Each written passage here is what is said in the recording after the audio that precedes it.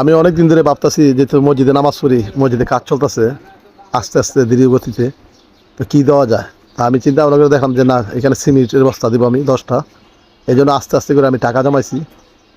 জমানোর পরে আমি যে 25 রোজায় আমি সিমেন্টের বস্তা মসজিদে দিব। তো টাকা জমানোর পরে টাকা নিয়ে আমি সিমেন্টের দোকানে গেলাম। যাওয়ার পরে যে সবচেয়ে যে ভালো সিমেন্টটা, ওই সিমেন্টটা আমি কিনলাম 10 বস্তা। দোকানদারে টাকা দিলাম, দেওয়ার পরে আমি রাস্তায় আসলাম। আসার পর দেখি যে ভ্যান গাড়ি এসে আমাকে ডাকতেছে যে ভাই সিমেন্ট আপনার। আমি সাথে গেলাম, নিজে ঢাকায় নিয়ে গেলাম, যেহেতু আনন্দই লাগতেছে। আমি নিজে সাথে গেলে নিয়ে সিমেন্ট মসজিদে নিয়ে পৌঁছাই দিলাম। তো অনেকে ভিডিওটা খারাপ ভাবতে পারেন যে দান করে দেখাইতে হয় না, বলতে হয় না।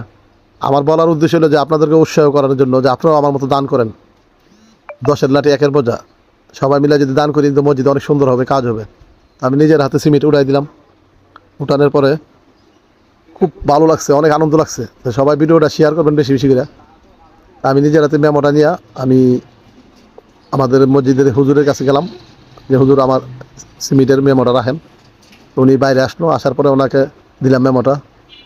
উনি খুব খুশি হয়েছে, অনেক আনন্দ হয়েছে যে যা আমি সিমেন্টের বস্তা দেওয়াতে।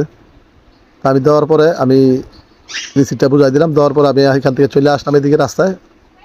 তা আমার তো এত ভালো লাগছে, অনেক আনন্দ লাগছে যে সিমেন্টটি দেওয়াতে।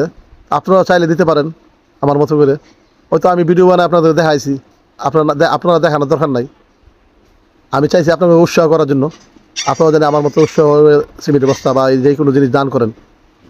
তো সবাই দান করবেন, সব পাবেন। আর বেশি বেশি করে শেয়ার করবেন, ভিডিওটা দেখার সুযোগ করে দিবেন। সবাই ভালো থাকবেন,